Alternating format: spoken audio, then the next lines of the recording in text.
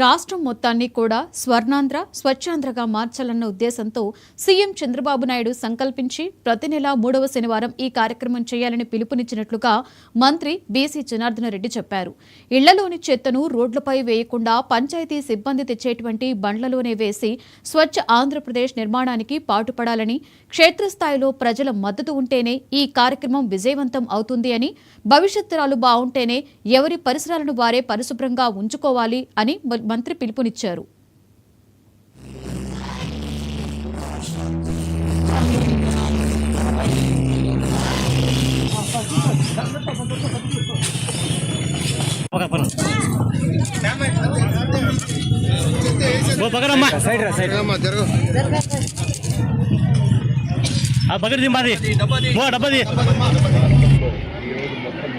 ఆంధ్రప్రదేశ్ అంతా కూడా ప్రతి 3వ శనివారం మనందరం కూడా స్వచ్ఛాంధ్రలో స్వర్ణాంధ్రప్రదేశ్కు మార్చాలని చెప్పి ఉద్దేశంతో ఈరోజు తిరగడం జరుగుతుంది.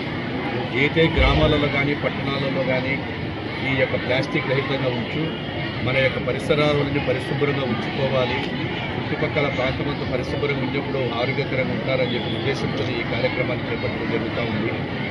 అదేవిధంగా సింగిల్ యూజ్ ప్లాస్టిక్ సిద్ధాంతాన్ని తీసుకొచ్చి ప్లాస్టిక్ లేకుండా చేసి మనం పర్యావరణాన్ని కాపాడాలనే ఉద్దేశంతోనే యావత్తులో ఉండేటువంటి ఐఏఎస్ ఐపీఎస్ ప్రతి అధికారిని కూడా రాష్ట్రమంతా కూడా పెడుతూ ఈరోజు స్వయంగా గౌరవ ముఖ్యమంత్రి గారే ఈరోజు తణుకులో ఈరోజు అక్కడ ఆ కార్యక్రమంలో పాల్గొంటూ ఉన్నారు.